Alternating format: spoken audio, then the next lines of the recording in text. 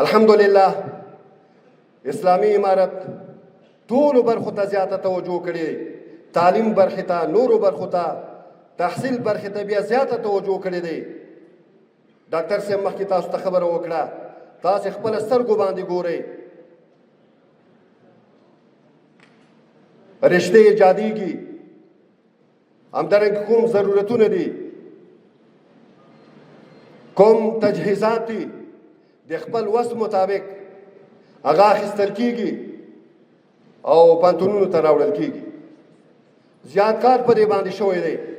موږ په دې باندې هم کار کوو چې مخکې کوم تجهیزات راغلي، کوم ماشینونه او لابراتوارونه راغلي دي، هغوی خراب دي، هغوی ترمیم باید وشي، هغو نه باید سالمه استفاده وشي، او چا سره چې قراردادونه شوي هغوی مسؤلیت لري چې هغوی ترمیم وکړي، د هغوی حفاظت وکړي.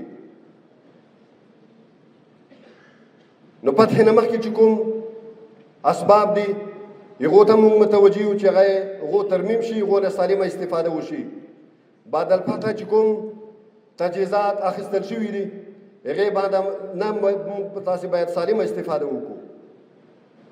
تجهیزات په خپله مقصود نه دی، اسباب په خپله مقصود نه دی، هغو نه سالمه استفاده پکار دی چې محصلین په عملي طور سره د هغو نه استفاده وکړي. که موږ اسباب همداسې پرېږدو ماتل، دا خو څه پیدا نه کوي، او یا سالمه استفاده ځینې ونه کړو، نو موجود اسباب چې دي دوی نه به هم سالمه استفاده کوو او نوره تدارک به هم په خیر کوو، تر څو زموږ تاسې د تحصیل کیفیت نوره هم لوړ شي او د دنیا په سطح باندې موږ محصلین وروزو چې زموږ اړتیاوې ټولې پوره شي.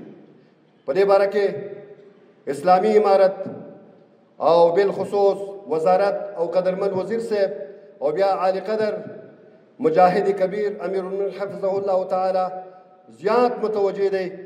تاسې ګورئ د دې پوهنتونونو د تقویې لپاره زیات کوشش روان دی.